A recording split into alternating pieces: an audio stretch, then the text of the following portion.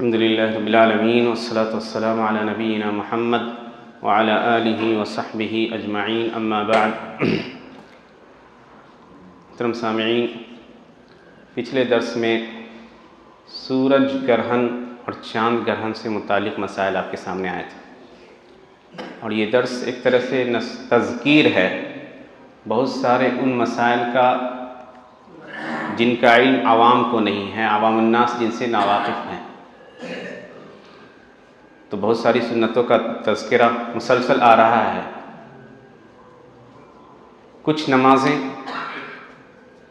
جن کا ذکر باقی ہے، جیسے چاشت کی نماز ہے، یا خوف کی نماز ہے، استسقاء کی نماز ہے بارش طلب کرنے کی۔ تو آج انشاءاللہ کچھ باتیں استسقاء کی نماز کے تعلق سے، اور اس سے پہلے کہ کچھ باتیں آپ کے سامنے اس موضوع پہ آئے، ایک اور نماز عموماً کچھ لوگ اٹھاتے ہیں، چونکہ سورج گرہن کی نماز کا تعلق، یا سورج گرہن ایک طرح سے اللہ سبحانہ وتعالیٰ اس کے ذریعے اپنے بندوں کو ڈراتا ہے۔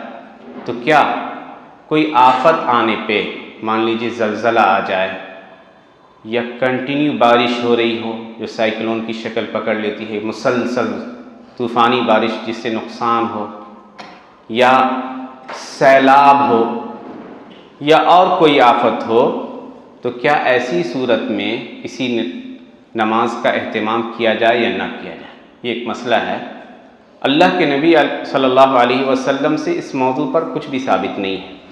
عبداللہ بن عباس رضی اللہ عنہما سے یہ ثابت ہے صحیح سند سے کہ بصرہ میں جب زلزلہ آیا تو انہوں نے نماز پڑھی تھی۔ تو زلزلے یا اس طرح کی قدرتی آفات کو ٹالنے کے لیے نمازوں کا اہتمام کیا جا سکتا ہے اس صحابی کے اثر کی روشنی میں، اور اسی کو شیخ الاسلام ابن تیمیہ اور ابن العثیمین جیسے جلیل القدر علماء نے راجح قرار دیا ہے۔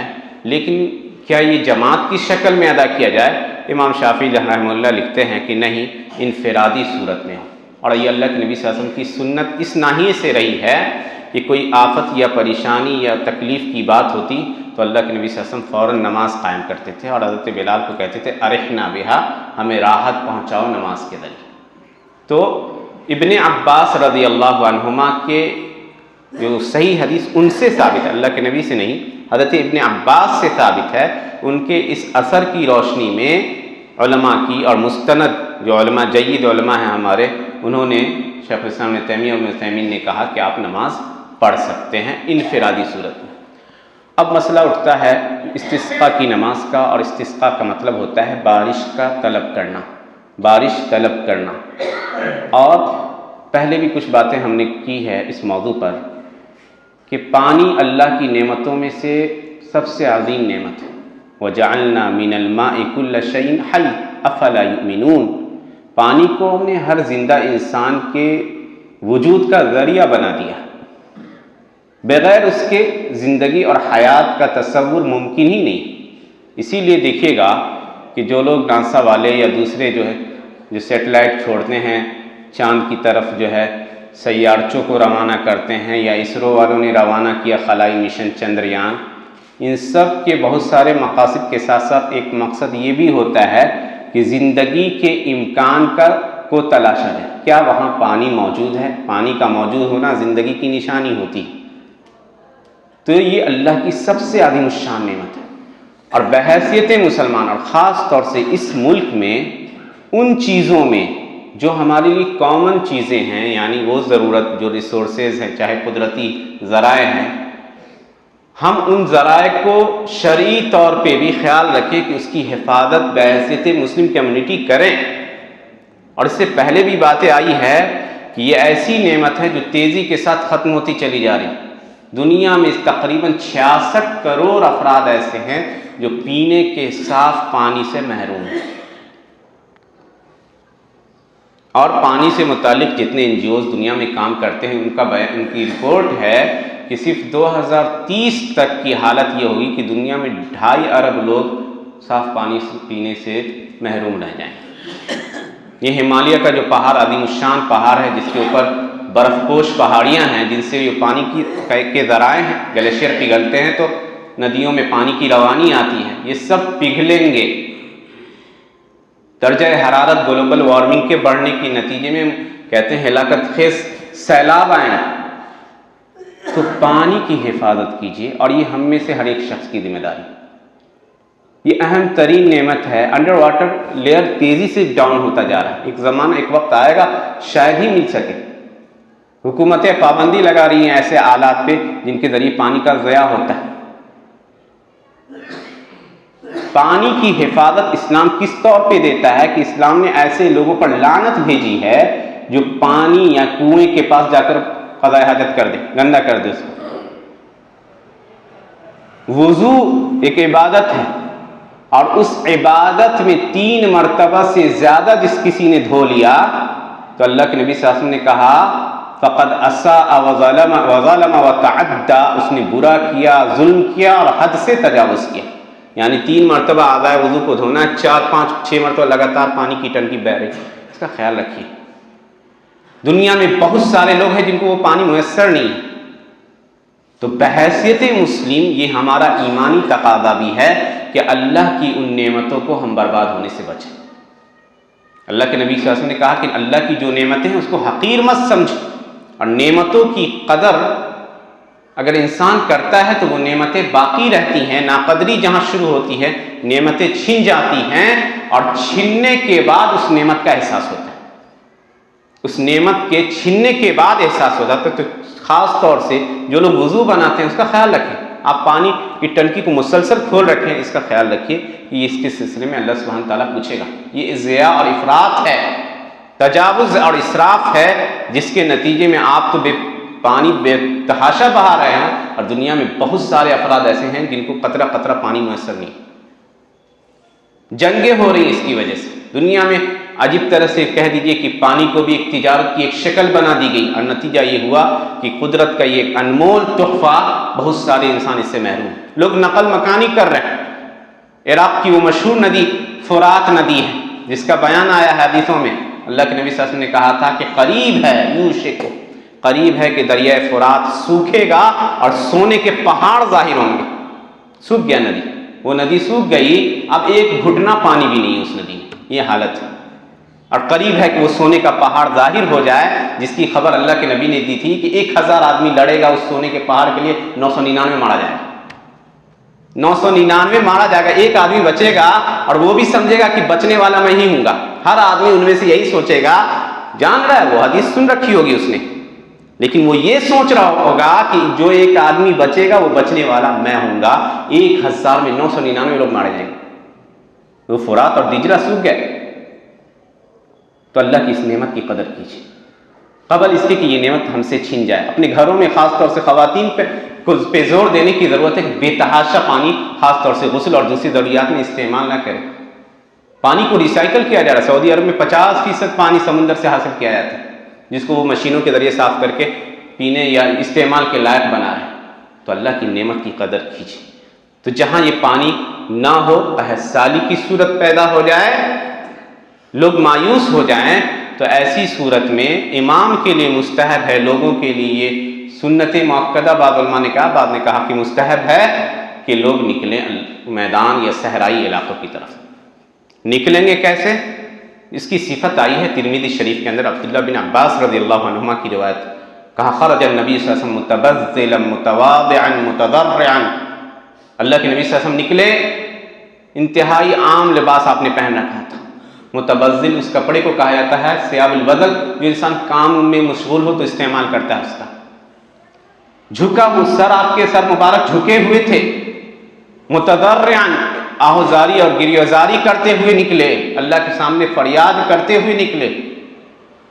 سارے لوگ نکلے، خواتین میں نوجوان عورتیں نہیں نکلیں گی، نہیں تو بوڑھی عورت کو بھی بعض علماء نے کہا کہ نکل سکتی ہیں، بلکہ بعض علماء نے یہ بھی لکھا کہ اپنے چوپایوں کو لے کر نکلیں اور فضا کھلی جگہ میں جائیں، اور مسلسل امام قبلہ رخ ہو کر ہاتھ اٹھا کر، یہی وہ کہہ دیجئے موقع ہے جس میں کلیئرلی ہاتھ اٹھا کر دعا کرنا ثابت ہے۔ اسی لیے صحیح بخاری مسلم میں حضرت انس کی ایک حدیث آتی ہے، کہتے ہیں کان النبی صلی اللہ علیہ وسلم لا يرفع یدیہ فی شیء من دعائہ الا فی الاستسقاء، نبی صلی اللہ علیہ وسلم استسقاء کی نماز دعا کے علاوہ اور کبھی ہاتھ اٹھا کر ایسے دعا نہیں مانگتے، دعائیہ کلمات کہہ دیتے تھے، تو ہمارے یہاں ایک طریقہ لوگوں نے ایجاد کر لیا کہ نکاح کی مجلس ہو، نماز کے بعد ہو، مختلف مقامات ہوں، اگر آپ ہاتھ اٹھا کر نہیں مانگے دعا تو کہتے دعا ہی نہیں، دعائیہ کلمات اللہ کے نبی کہتے ہیں۔ سوائے استسقاء کے اللہ کے نبی سے کہیں یہ ثابت نہیں ہے کہ آپ نے ہاتھ اٹھا کر دعا کی اور ہاتھوں کو بلند کرے، ماں کھڑا ہو اور کثرت سے گری وزاری کرے، بلکہ یہ بھی مستحب ہے کہ ممبر کو لے جایا جائے، 2 رکعت وہ نماز پڑھے گا امام۔ 2 رکعت کیسے پڑھے گا؟ ایک دم ہو بہو عید کی نماز کی طرح۔ تو ابن باز رحمہ اللہ اور دوسرے علماء کہتے ہیں کہ 7 مرتبہ پہلے تکبیر کہے گا پہلی میں رکعت میں، اور دوسرے میں 5 مرتبہ، جیسا کہ آپ جانتے ہیں 12 تکبیر، اور اس کے بعد وہ صورتیں پڑھے گا جو نماز کی جو صفت ہے عید کی، اور اس کے بعد وہ خطبہ دے گا۔ خطبہ مستحب ہے، خطبہ میں بھی لوگوں کو توبہ پر، استغفار پر ابھارا جائے گا، صدقہ و خیرات کرنے پر ابھارا جائے گا۔ امام اپنی چادر جو اوڑھے رہے گا وہ اس کو بدلے گا، اور ہاتھ اٹھانے میں بھی خاص طور سے دعا میں یاد رکھے کہ وہ ہاتھ اس طرح نہیں، اس طرح ہونا چاہیے، ہاتھوں کو الٹے ہاتھوں کو۔ ابن علامہ نووی نے لکھا ہے، بڑی اچھی بات لکھی ہے کہ کوئی مصیبت آئے اور اس مصیبت کو دور کرنے کے لیے جو دعائیں کی جاتی ہے تو اس میں ہاتھ کو الٹا کر کے دعا کی ہے، یہ نووی رحمہ اللہ نے لکھا۔ کچھ مانگنا ہو اللہ سے تو ہاتھ کو بطونہما اس طرح مانگا جائے، تو یہ علامہ نووی نے ایک فائدہ اس حدیث کی روشنی میں لکھا ہے۔ کیوں ایسا کیا جاتا ہے؟ تاکہ اللہ سبحانہ وتعالیٰ اس موسم کو بدل ڈالے، یہ ایک طرح سے فعال لینا ہوا کہ ہم جس شدت میں ہیں اس شدت کو خوشحالی میں بدل دیجیے، قحط سالی میں ہے شادابی اور سرسبزی میں بدل دیجیے۔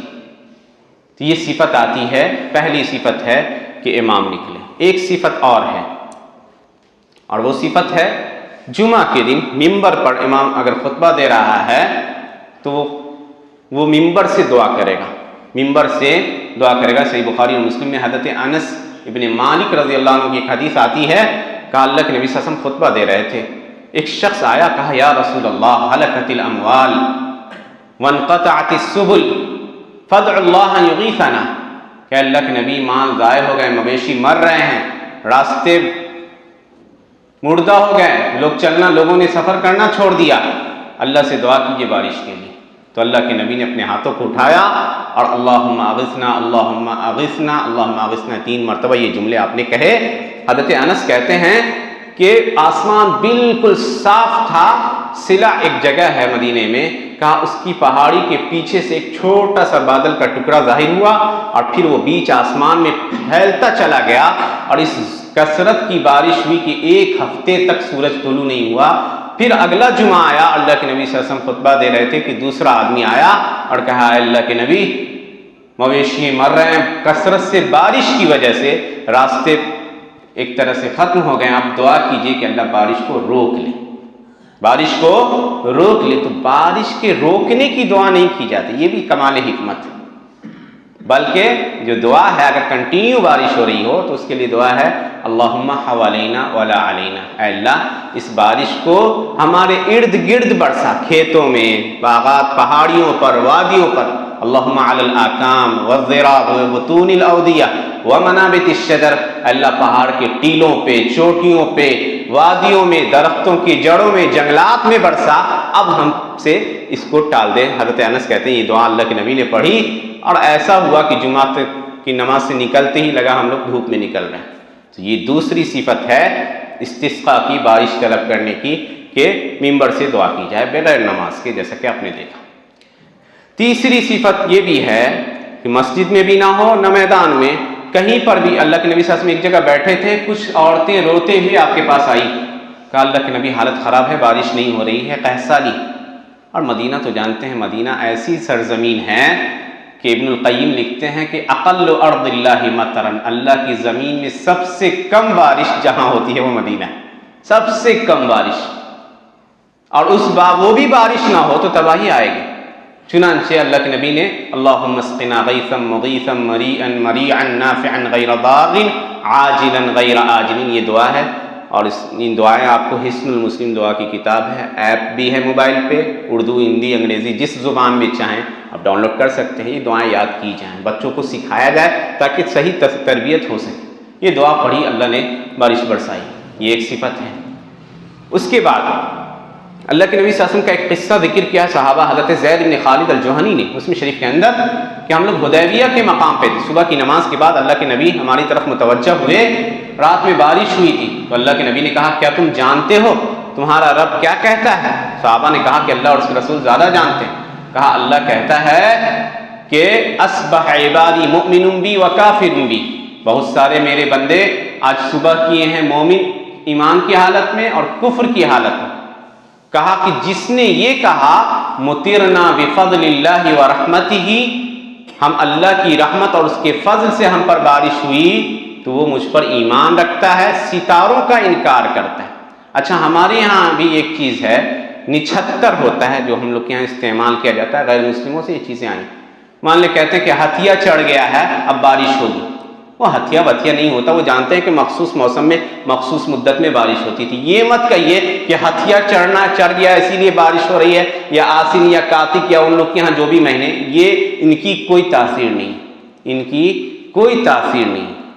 پانی برسانے والی ذات اللہ سبحانہ و تعالیٰ کی، اور بسا اوقات اللہ اپنی مخلوقات میں سے کسی مخلوق کی دعا کو سنتا ہے تو ہم پر بارش برساتا ہے۔ ابو داؤد کے اندر ایک حدیث آئی ہے، اللہ کے نبی نے کہا، حسن درجے کی حدیث ہے، لولا البہائم ما تمطرون، اگر یہ بے زبان جانور نہ ہوتے تو تم پر بارش نہ ہوتی، بے زبان جانور نہ ہوتے تم پر بارش نہ ہوتی۔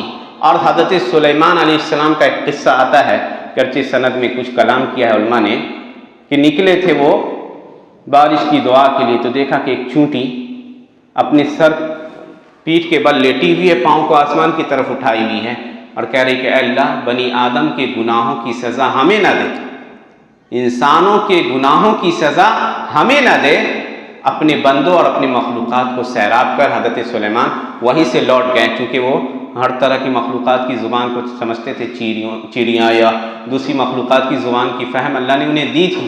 کہا کہ جاؤ، اللہ نے دوسری مخلوق کے ذریعے تم پر یا ان کی دعا کے ذریعے تم پر بارش برسائے گا۔